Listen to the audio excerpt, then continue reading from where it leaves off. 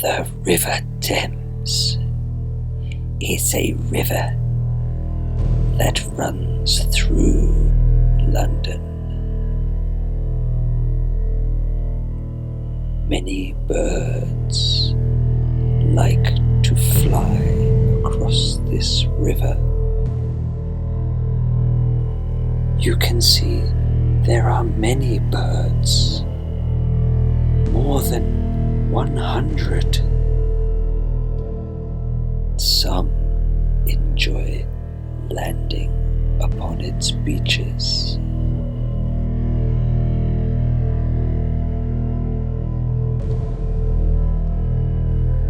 Some of these birds will catch fish from the river,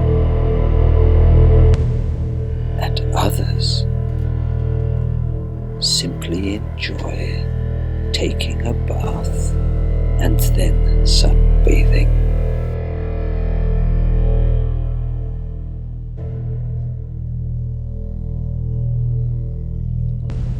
Look closely and you can see birds have feathers.